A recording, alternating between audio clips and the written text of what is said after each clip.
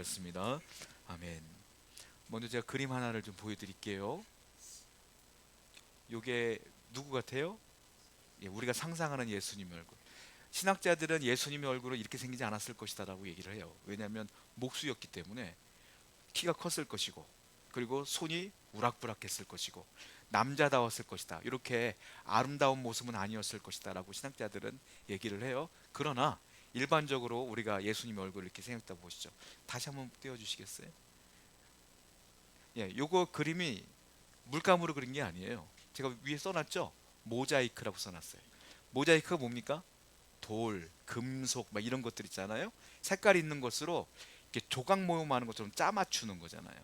이게 이제 유럽에 가면은 성당이라든지 교회에 가면 성화들에 다 모자이크로 많이 되어 있지 않습니까? 이게 모자이크라는 거예요. 네.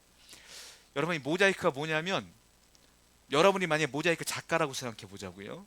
여러분들이 상상을 할 거예요. 예수님의 얼굴을 그려야 되겠다라고 상상을 하고 이제 모자이크 조각을 맞추기 시작해요. 근데 옆에 친구가 왔어. 친구가 그 모습을 보는 거예요. 친구가 뭐라고 그러겠어요? 여러분들이 만들고 있는 거예요. 뭐 하냐 그럴 거예요. 뭐 하냐? 이게 뭐냐? 근데 우리는 상상으로 다 알고 있어. 조금만 기다려봐. 조금만 기다리면 완성되면 보여줄게. 이게 모자이크야. 처음에는 뭔지 몰라. 이게 뭐 하는 것인지 몰라. 그런데 시간이 지나면 다 알아. 작가는 다 알아. 작가는 완성이 안 돼도 다 알아. 왜? 내가 이걸 만들기 위해서 지금 하고 있는 거니까 작가는 다 알아요. 기독교에서 사용하는 용어 중에 좋은 용어 중에 하나가 섭리라는 게 있어요. 하나님의 섭리입니다. 하나님의 계획입니다. 이런 것들이 있어요. 섭리가 뭐냐면 우리가 볼 때는 뭐야 이게 이런 거예요. 근데 하나님은 다 알아. 하나님은 다 머리에 있어. 그 과정 가운데 우리가 있으니까 이게 뭐야 그러는 거란 말이에요. 근데 그것이 끝났을 때는 하나님이 마치 모자이크를 완성하는 것처럼 짠하고 나타날 때는 아하, 이게 하나님이 이렇게 했었구나, 이런 뜻이었구나, 그제서야 아는 것이 섭리라라는 거예요. 그러면 성경에 하나님의 섭리라는 단어가 나올까요? 안 나올까요? 안 나와요. 섭리라는 단어는 안 나와요. 여러분들이 100번을 성경을 읽어도 섭리라는 단어는 하나도 없어요.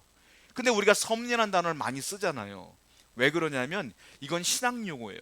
신학자들이 성경을 많이 읽다 보니까 하나님께서 섭리라는 단어는 없는데 하나님의 사람을 통하여 이루시는 모든 일들이 보니까 섭리야. 그래서 섭리란 것들을 만든 거예요, 단어를. 그런데 성경은 섭리하시는 일들이 너무 많은 거예요. 그러니까 하나님의 성경 말씀은 섭리는 없지만 섭리는 분명히 존재한다, 하나님의 뜻이다 라는 것들을 알 수가 있죠. 그럼 구체적으로 섭리가 뭐냐는 거예요. 섭리는 뭐냐면 이런 거예요. 하나님이 여러분들을 창조했어요. 하나님은 그래서 창조주, 우린 뭐라고 말하죠? 피조물, 이렇게 말하지 않습니까? 우리는 창조된 사람들이란 말이에요. 하나님은 창조하신 분이에요. 마치 이런 거예요. 건물주가 있어요. 건물주가 건물을 하나 지었어요. 건물을 지어놓고 끝납니까? 아니죠. 건물을 지었으면 어떻게 해요? 유지 관리를 해야 돼. 청소업체를 부르든지 관리업체를 불러서 끊임없이 고장이 나는 데가 어디 있는지, 고장이 났으면 고쳐야 되고, 건물을 짓는 것으로 끝나는 것이 아니라 계속적으로 유지하고 보호하고 관리를 해야 돼요. 그것이 건물주의 사명이죠. 하나님께서 우리를 창조했단 말이에요. 우린 피조물이에요. 창조하고 끝! 이게 아니에요. 성경을 보시면 하나님의 사람을 창조하시고 어떻게 하죠? 보호하시고 인도하시고 통치한단 말이에요. 이게 섭리예요. 섭리는 뭐냐면 창조한 그 피조물을 하나님이 보존하시고 보호하시며 인도하시고 통치하시고 협력하시는 것. 그래서 섭리는 세 가지로 나누어져 있어요. 첫 번째, 보존, 그리고 통치, 그리고 협력. 이 세 단어가 연결되어 있단 말이에요. 그러면 보존과 통치를 알겠어요. 하나님이 우리를 만드시고 우리를 사랑하시니까 인도하시고 우리를 붙들어 주신단 말이에요. 그러면 협력이 뭐냐? 협력이 뭐냐면 피조물들이 살다 보니까, 우리가 인생을 살다 보니까 불필요한 것도 있고 필요한 것도 있고, 문제가 생기기도 하고 기쁜 일이 생기기도 해. 문제가 생길 때 성도들은 뭐 합니까? 기도하죠. 기도한단 말이에요. 그때 하나님께서는 그 기도를 들으셔요. 그리고 응답하셔. 그리고 우리가 하나님 뜻대로 기도한 것이라면 응답을 주시고 인도하셔. 이걸 협력이라고 그래요. 그 뭐라고 말하냐? 피조물과 창조주 가운데 상호 보완이 있는데 그건 기도로 가능하다. 그래서 피조물들이 해야 될 게 뭐냐? 우리가 해야 될 게 뭐냐? 기도다. 하나님이 하시는 건 뭐냐? 섭니다. 하나님은 우리를 보존하시고 인도하시지만 우리의 기도를 들으시며 또 인도하신다. 그러니까 우리가 늘 해야 될 게 뭐니까? 어려울 때마다 기도하는 것이다. 성경 말씀 보면 섭리라는 단어는 없지만 섭리와 가까운 의미의 말씀들은 굉장히 많아요. 자, 성경 볼게요. 느헤미야 9장 6절 말씀입니다. 시작. 오직 주는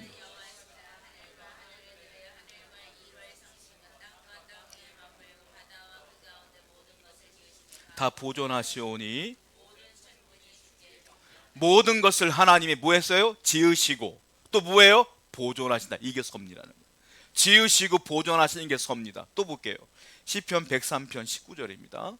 시작. 여호와께서 만유를 뭐예요? 다스리신다. 통치하신다.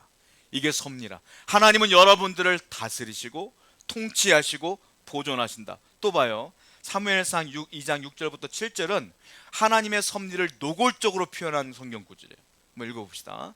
시작.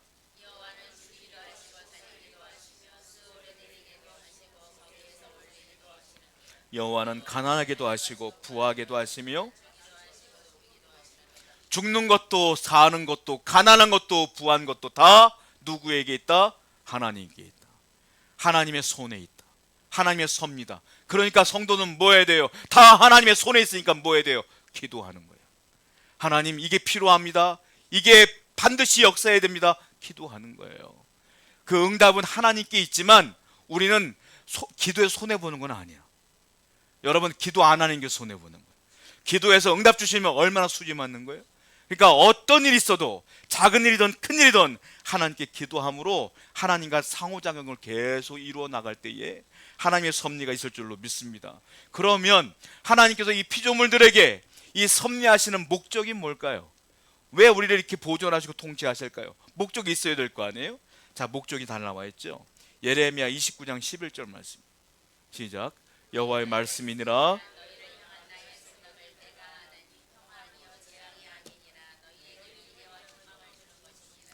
뭐예요? 하나님이 우리를 섭리하시는 목적이 뭐예요? 내가 아니니 너희는 평안을 주기 위함이라. 재앙이 아니라 평안을 주기 위함이며 너희들에게 미래와 희망을 주는 것이 내 목적이라. 하나님이 우리를 이끄시는 목적은 평안이에요. 미래의 소망이에요. 그러므로 하나님께 이끌려가는 것은 수지 맞는 거예요. 감사하는 거예요.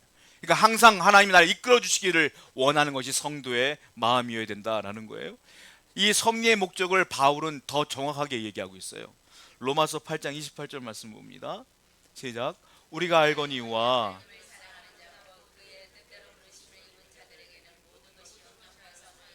모든 것이 합력하여 뭐가 된다고요? 선으로 끝난다.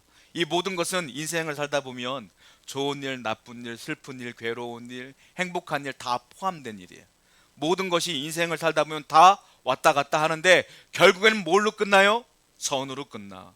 하나님이 그렇게 만들어 주신다는 거예요. 하나님이 우리를 섭리하는 목적은 평안이니까, 소망이니까 선으로 끝난다 분명히 말하고 있어요. 그래서 제가 늘 말하는 것지만 세 가지예요. 하나님은 가장 좋은 것을 가장 좋은 때에 가장 좋은 방법으로 여러분에게 역사하실 줄로 믿습니다. 이것이 하나님의 뜻이다라는 거예요. 오늘 본문은 에스더서인데 에스더서를 제가 간단하게 축약하고 요약하자면 이런 거예요. 에스더서를 보게 되면 재밌는 게 뭐냐면 하나님이란 단어가 단 한 번도 안 나와요. 성경을 보시면 아실 거예요. 아니 성경에 하나님이란 단어가 한 번도 안 나와. 그게 에스더서예요. 근데 우리는 에스더서를 보면서 하나님이 역사한 걸 믿죠. 내용은 하나님이 역사하신 거야. 근데 하나님이란 단어가 한 번도 직접적으로 언급된 적이 한 번도 없어요. 누가 나오냐면 모르드게, 에스더, 유대인들, 아수에로 왕, 하만 사람들만 계속 등장하지 하나님이 등장한 것도 없고요. 하나님이 직접 에스더에게 말한 것도 없어. 그런데 하나님의 뜻이 나타나는 성경이라고 우리는 보죠. 예를 들자면 이런 겁니다. 에스더와 모르드게의 관계를 우리가 보면 알겠지만, 여러분, 모르드게와 에스더는 어떤 관계가? 많은 분들이 오해하는 것 중에 하나가 삼촌과 조카라고 생각해. 아니에요. 에스더서 2장 7절 말씀 보게 되면 어떻게 써있냐면, 모르드게의 삼촌의 딸이 에스더야. 그러니까 모르드게와 에스더는 사촌지간이, 삼촌이 아니라 사촌지간이에요. 나이 많은 사촌 오빠가 모르드게인 거예요. 그 모르드게가 이 에스더가 조실부모했어요. 그 전쟁통에. 그래서 포로로 잡혀갔어요. 바벨론으로. 둘 다 바벨론으로 잡혀갔다가 모르드게가 하나님의 은혜로 인하여 관직에 오르게 됩니다. 그리고 이 에스더를, 자기의 사촌 동생이었던 에스더를 자기가 아버지처럼 키우는 거예요. 그런 중에 우리가 알고 있는 것처럼 에스더가 어떻게 됐어요? 왕비가 되는 장면을 우리가 보게 되죠. 아하수에로 왕 가운데에 그가 왕비가 되는 것을 보게 됩니다. 그런데 어떤 일이 벌어지냐면, 하만이라는 사람이 있는데, 그 당시 아하수에로 왕 두 번째, 넘버 원더 투야. 한마디로 제2의 권력자야. 이 사람이 모르드게를 죽이려고 해요. 왜냐하면 모르드게가 절을 하지 않았어요, 자기에게. 그래서 죽이려고 했어요. 그런데 알고 보니까 이 모르드게가 유대인인 거예요. 그래서 모르드게만 죽이지 말고 유대인 전체를 학살하자 해서 왕을 속여서 학살법을 제정을 해요. 그래서 신나서 자기 집에 모르드게를 죽일 생각에 23m짜리 장대를 만들어요. 성경에는 50규빗이라고 써 있는데 50규빗은 대충 23m 정도 돼요. 그걸 가지고 장대를 매달아요. 23m는 얼마나 높은 겁니까? 거기에 모르드게 시체를 다 걸어서 사람들에게 보여주려고 했던 거예요. 그런 계획을 짜요. 그래서 날짜를 정해요. 12월 14일, 15일을 딱 정해요. 이틀 동안. 그게 아달월이라고 하는데, 그때 제비를 뽑죠. 그 장면이 나오게 됩니다. 자, 그런데 이 상황을 모르드게가 알게 돼요. 그래서 어떡합니까? 에스더를 찾아가요. 에스더야, 우리 유대인이 죽게 생겼다.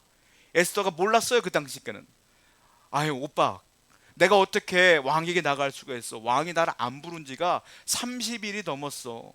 그 당시 법은 뭐냐면, 바사의 법은 뭐냐면, 왕이 왕비를 부르지 않았는데 왕비가 스스로 왕 앞에 나가면 사형이에요. 왜냐하면 암살하려고 온다고 착각을 했기 때문에. 왕이 불러야만 올 수 있어요. 경호원들이 다 죽여버렸어요. 그러니까 왕이 안 부른 지가 30일 있다는 건 두 가지 이유예요. 왕이 에스더에게 실증을 냈던지, 왕이 다른 업무로 정신을 못 차리고 있었든지, 둘 중에 하나야. 그런데 에스더가 왕 앞에 나가서 우리를 살려주세요 말할 수 있는 건 불가능하다는 거죠. 근데 이 모르드게가 뭐라고 말합니까? 야, 됐어. 네가 이때 사용되지 않는 것은, 어쩌면 네가 이렇게 안 하려면 하나님이 너 말고 딴 사람 쓸 수 있어. 사용되려면 지금 결단해. 그때 에스더가 정신 차리고 뭐라 합니까? 죽으면 죽으리라.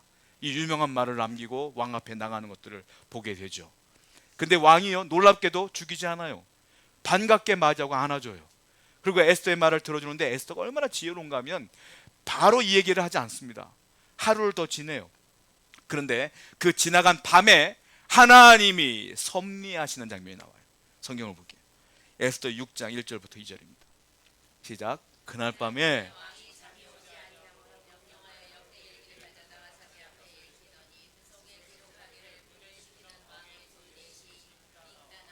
데레스가 아하수에로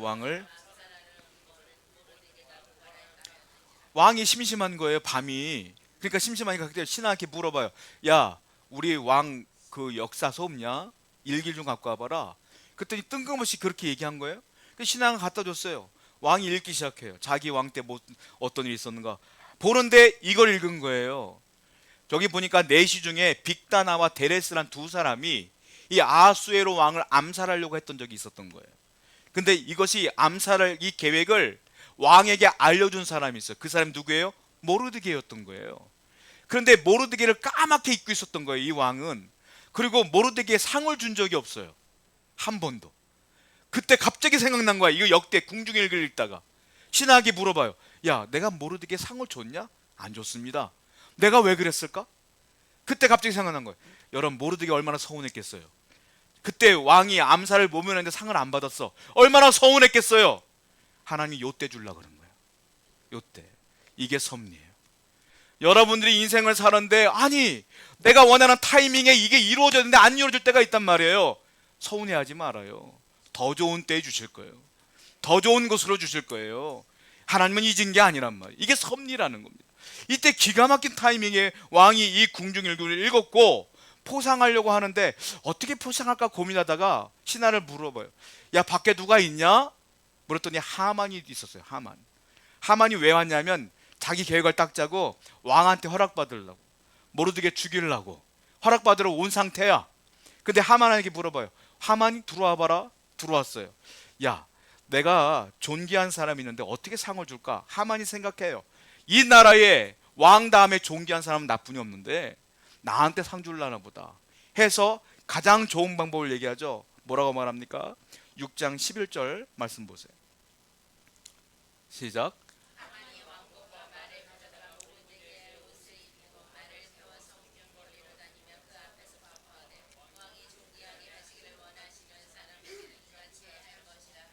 이게 왜 그러냐면 하만이 이렇게 얘기해요. 자기한테 상 주는 줄 알고 왕의 옷을 그 사람한테 입히고요, 왕의 왕관을 씌워주고요, 왕이 타던 말을 타고요, 퍼레이드를 한번 하세요. 자기가 할 생각으로. 근데 왕이 그래? 알았어. 모르드게한테 그렇게 해라. 이렇게 돼서 하만이 그걸 가지고 그래 해준 거예요. 하만이 자기가 받을 상인 줄 알았는데 모르드게에게 그 상을 주신 거예요. 그리고 어떤 일이 벌어집니까? 에스더 7장 10절 말씀 보세요. 시작. 모르드게를 매달려고 한 나무에 그 장대에 모르드게가 아니라 하만이 달렸어요. 하만이 계획이 왕에게 들어갔기 때문에 하만을 달았어요. 완전히 역전되는 것들을 보게 됩니다. 또 에스더 8장 1절부터 2절 보면 더 놀라운 일이 그 이후에 또 벌어져요. 읽어봅시다. 시작. 그날 아하수에로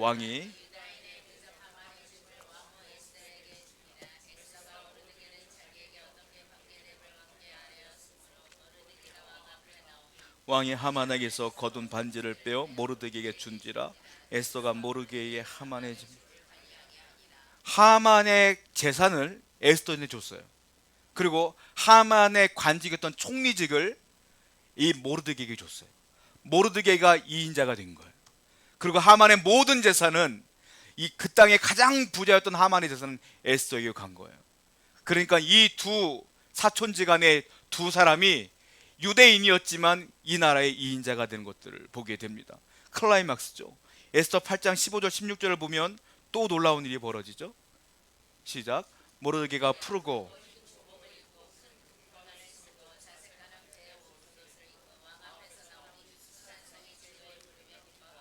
유대인에게는 영광과 관복을 입고 왕 앞에 2인자로 선포되어지는 모든 것들을 보게 됩니다. 그리고 더 이어서 더 놀라운 일이 벌어지는데 8장 17절 보세요. 시작. 왕의 어명에 이르는 각 지방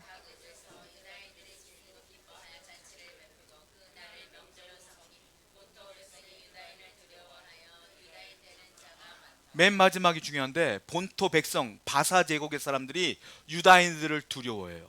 그래서 유대인 되는 자가 많아졌어요. 유대인이 두려워진 거예요. 모르드게가 2인자가 됐고 에스더가 그렇게 위대한 사람이 되었으니까 이제 유대인들한테 잘못 보이면 죽게 생긴 거예요.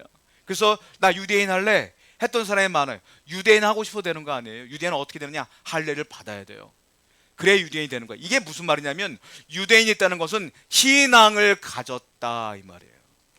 하나님 믿는 사람들이 많아졌다 이 말이에요. 이 모르드게와 에스더를 통하여 믿는 자들의 수가 너무너무 많아진 거예요. 하나님의 놀라운 섭리가 하나의 사건이 그렇게 안 되던 꼬여가던 그 사건이 하나님이 한번 풀어주니까 이렇게 위대하게 바뀌어지는 것들을 보게 됩니다. 그래서 유대인들이 명절을 삼아요. 그날을 12월 14일 15일 이틀간 명절을 삼아요. 이걸 뭐라고 말하냐? 부림절이라고 그래요. 이게 부림절이 뭐냐면 부르가 제비 뽑다는 제비 이런 거거든요. 제비 뽑는 것. 이게 왜 그러냐면 하만이 사실은 이 아달월 12월 14일과 15일 날 유대인을 다 멸하려고 했어요. 제비를 뽑아서 그날을 정한 거야. 그런데 역전이 돼서 하만이 죽고 오히려 그 12월 14일과 15일이 구원받는 날로 바뀌었어요. 그래서 그날을 부림절로 유대인들은 지켜요. 이것이 하나님의 은혜로 바뀐 거예요. 유대인의 명절을 보게 되면 다 구원과 연결되어 있어요. 유월절도 출애굽, 부림절도 구원받은 역사. 이 하나님과 연결되는 명절들이 많다는 거죠. 자, 모자이크 작가는 알지만 모자이크를 보는 사람들이 뭐야 하는 거예요. 하나님의 성도들은 몰라. 저와 여러분들은 몰라요. 내 인생이 왜 이렇게 꼬이는 거야? 왜 이렇게 안 되는 거야? 몰라요. 지나봐야 알아요. 지나보면 모자이크가 완성되어지면 하나님의 뜻을 알아요. 그때까지 우리가 해야 될 건 뭡니까? 그래도 기도하고, 그래도 인내하고, 그래도 소망을 품고 참는 거예요. 그럴 때 하나님의 은혜가 있을 줄로 믿습니다. 그러면 성도가, 하나님의 섭리를 믿는 성도는 어떻게 살아야 될까요? 첫 번째, 순결하게 살아야 돼요. 순결하게. 순결이 뭐냐면, 자, 에스더 3장 2절 말씀 보겠습니다. 에스더 3장 2절 시작.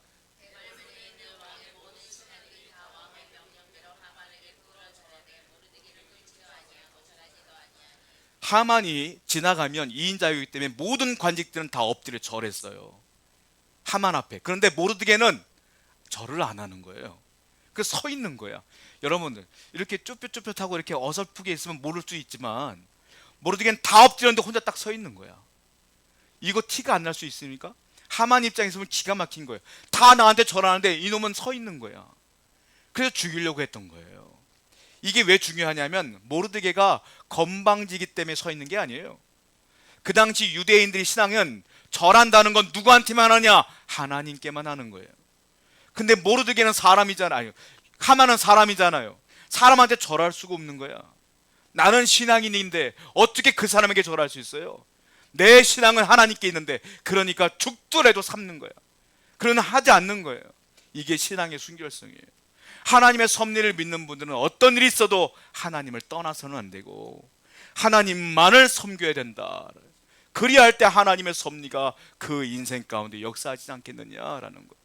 여러분의 신앙은 어떠세요? 끝까지 흔들리지 않고 하나님만을 섬기십니까? 그런 신앙을 가지셔야 돼요. 두 번째, 이 모르드게의 신앙은 어떤 신앙이냐면, 순결한 것뿐만 아니라 일관적이야. 왔다 갔다 하질 않아. 일관적이에요. 자, 성경을 볼게요. 에스더 4장 3절입니다. 시작. 왕의 명령과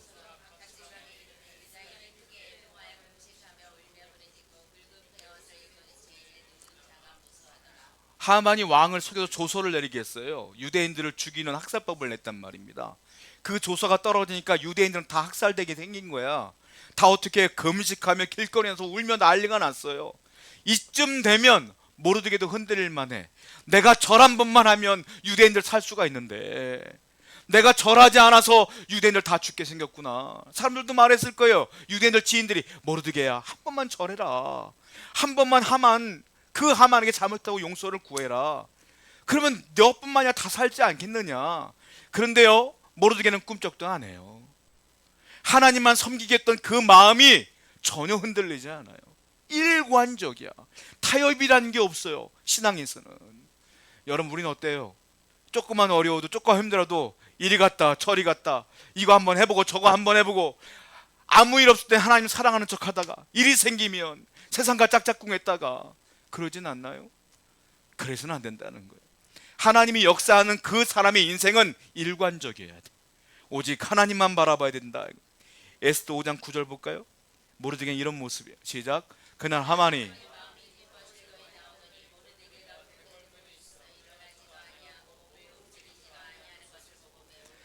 하만이 자기가 말했던 그 계획이 성취되었어. 왕이 허락을 했단 말이에요. 기분이 좋았어. 또 문 앞에 나오는데 또 모르드게를 만났네. 모르드게가 이번에도 빳빳이 서 있는 거야. 그러니까 더 기분이 나쁜 거. 그러니까 생각하는 거야. 너 어차피 내가 죽일 거니까 그래, 오늘 넘어갈게. 이런 거예요. 한 번도 아니고 계속 모르드게는 하만 만날 때마다 꼿꼿해. 일관적. 상록수와 같아. 봄이나 여름이나 가을이나 겨울이나 늘 푸르러. 우리 신앙은 그래야 된다는 거예요. 제가 주례를 할 때마다 늘 성혼 선포하기 전에 묻는 게 있잖아요. 신부는 가난할 때나 병들 때나 부요할 때나 뭐 잘 나갈 때나 그렇지 않을 때나 사랑합니까? 물어보잖아요. 다 그렇게 물어보잖아요. 결혼할 때 미안해, 사실은 좋은 얘기만 해야 되는데 갑자기 가난할 때나 병들 때나 사랑하겠습니까? 이거 물어보는 게 미안하기도 해. 근데 그렇게 할 수밖에 없어. 왜? 그게 인생이거든. 인생이 가난하기도 하고 부해지기도 하고 건강하기도 하고 나쁘기도 하거든. 그게 인생이니까. 그럼에도 불구하고 사랑할 거냐? 묻는 거 아니에요. 여러분의 인생은 마찬가지예요. 좋을 때도 있고 나쁠 때도 있어요. 그럼에도 불구하고 하나님을 사랑하겠습니까? 그래야 돼요. 하나님은 여러분들이 어떠한 상황에서도 사랑하시거든. 나는 조건을 따라 사랑한다면 회개하셔야 돼요. 하나님이 주실 때는 사랑하면서 하나님이 안 주실 때는 원망하고, 그건 아니잖아요. 일관되게 모르게는 하나님을 사랑했고 끝까지 견고하게 하나님만을 바라봤어요. 세 번째, 모르드게가 그렇게 할 수밖에 없었던 이유가 있어요. 뭡니까? 모르드게는 충직한 종이야. 충직성이 있어요. 자, 아까 읽은 말씀 한번 볼까요? 2장 21절 22절입니다. 시작.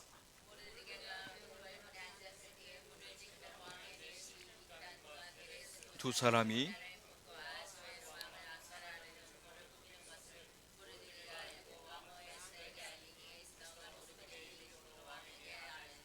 이거를 모르드게가 알린 거예요. 암살 그 계획을. 모르드게가요, 이걸 계획을 알리면서 만약에 이 사실을 그 사람들이 알면 모르드게는 죽어요. 그런데 모르드게는 목숨 걸고 왕을 살리기 위해서 한 거예요. 모르드게는 관직이 높은 관직이 아니에요. 그럼에도 불구하고 자기가 관직을 준 사람이 왕이기 때문에 충성을 하고 최선을 다한 거야. 모르드게는 자기가 했던 일 가운데 모든 걸 최선을 다해 충직스럽게 일을 해요. 또 봐요. 바울이 이 충직성이 뭐냐 이렇게 얘기하고 있는데 골로새서 3장 23절과 24절입니다. 시작. 무슨 일을 하든지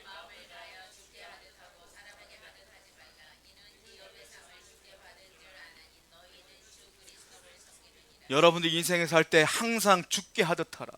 주님께 하듯 하라. 아무렇게나 하지 말고 최선을 다하며 살아라. 이게 충직성 아니에요? 충직성은 한마디로 말하면 뭐냐면 신전의식이에요. 뭐냐? 하나님이 나를 보고 있다. 이걸 믿는 사람이 충직한 종이 되는 거예요. 하나님의 시선을 의식하지 않으면 내 마음대로 살지만 하나님의 시선을 의식하면 내가 어떤 일을 하든지 간에 최선을 다하고 산다. 그러니까 모르드게는 항상 어떤 마음이 있었냐면 하나님이 지켜보신다. 이 마음이 있었기 때문에 맡은 바 최선을 다하고 맡은 바 신앙의 절개를 지키며 살아간 사람이 이 모르드게가 아니겠느냐는. 갈라디아서 6장 9절 말씀 보세요. 그러면 하나님께서 약속했어요. 시작. 우리가 선을 행하되 끝까지 하나님을 의식하며 신앙을 지키며 사면 때가 이르면 거두리로다. 반드시 하나님의 때가 나타날 줄을 믿습니다. 여러분, 우리는 인생의 모자이크를 만들어가고 있는 거예요. 하나님 만들어주고 있는 거예요. 몰라요. 지금은 하나님 뭘 만드는지 몰라. 근데 기다리시면 돼. 하나님은 분명히 약속했어요. 나쁜 거 안 주셔. 좋은 거 주신다고 했어요.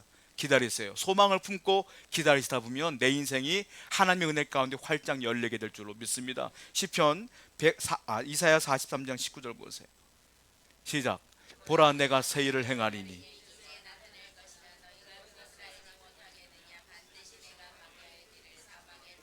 길이 없는 광야에 사막에 길을 내어 주실 것이며 강을 내어 주실 것이에요.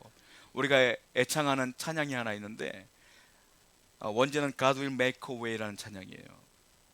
나의 가는 길이라는 찬양인데 한번 가사를 한번 떼어보시겠습니까? 제가 읽어드릴게요. 나의 가는 길 주님 인도하시네. 그는 보이지 않아도 날 위해 일하시네. 주 나의 인도자 항상 함께 하시네.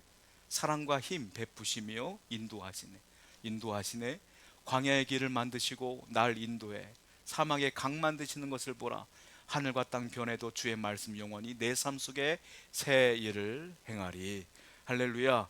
우리가 하나님의 섭리를 믿으며 이렇게 내 길을 인도하실 것을 굳게 믿으며 살아가는 여러분 되기를 축원드립니다. 우리 말씀을 기억하며 함께 기도하길 원해요.